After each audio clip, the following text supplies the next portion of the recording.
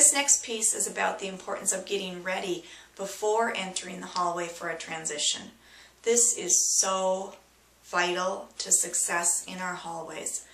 Before students leave the classroom, we need to make sure that they're ready. So adults need to commit that if we're moving a whole group at a time, that we take a few minutes to get everybody ready for the transition. Sometimes we need to help kids calm their bodies down. Every time we need to clarify the expectations. What's going to happen in the hallway? Are we moving quietly through an academic work zone so that we have no talking? Or are we going out to take a movement break so that we're all going to skip one lap around the building? Make sure kids know exactly what's happening before we leave the classroom. And students, your responsibility is to be especially good listeners right before leaving the classroom or other area so that you know the expectations for the transition. But then students also need to work with adults to learn how to calm their bodies. We do so many fun and exciting things at Heart of the Lakes. They happen at recess, in Fayette, in the regular classroom. Just going to lunch every day can be really exciting, getting that chance to interact with your friends at the lunch table. But prior to moving into the hallway, everybody needs to figure out how to get themselves kind of calmed and back down to a calm energy level. Sometimes you're feeling revved up way up here. I've heard some teachers use the language about how fast is your engine running. Before we go into the hallway, we need to figure out how to get ourselves calmed down so that we can be thinking about all of these guidelines we have for the hallway. So work together on that. Mrs. Bickle has a great strategy. She calls it hooking up. She has kids stand and cross their legs first and then cross their arms in front of their body and take some deep breaths. If you don't know that strategy, students or staff, ask Mrs. Bickle about it and learn that one from her. Another strategy is just big, deep breaths, just taking that moment to pause and take some big breaths and think about where you're going next. Another strategy is to pause and close your eyes and picture exactly what it's going to look like when you use your best hallway behavior. Mrs. V is another source in our building if you need some ideas, either for a whole class or individual students if you need ideas for how to get your body calmed and ready for the hallway. Mrs. V is another person who can really help you to work on that and give you some ideas for how to do that. Your classroom teacher has great ideas for this. The important thing is just that we take the time to both teach it and learn it, because it's a strategy you need not just in the hallways at the elementary school, but throughout your whole life. So this is an important one to learn and work on.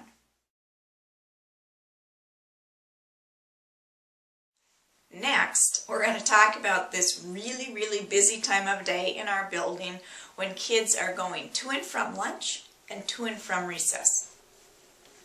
Between the hours of about 11 a.m. and about 1 p.m., there are hundreds and hundreds of transitions taking place in our building.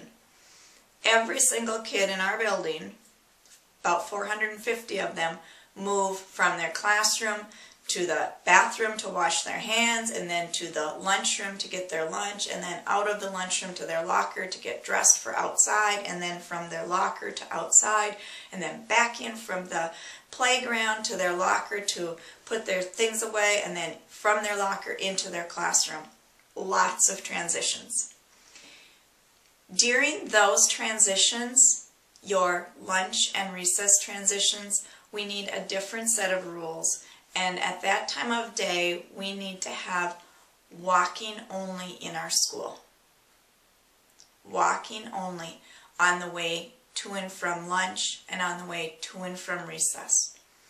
Even though it might be okay to skip or gallop for your age group at other times of day, there are just too many kids in the hallway over the lunch and recess time, and it's too dangerous and too crowded. So we're calling that our walk-only time. And I know we've been working on this one the last couple weeks and making really good progress. Let's keep working together on that one.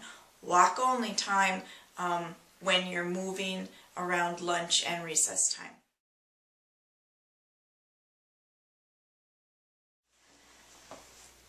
The last guideline I'm going to talk about today is a really easy one, but it might be the most important one of all. The last guideline is that we're all learning this.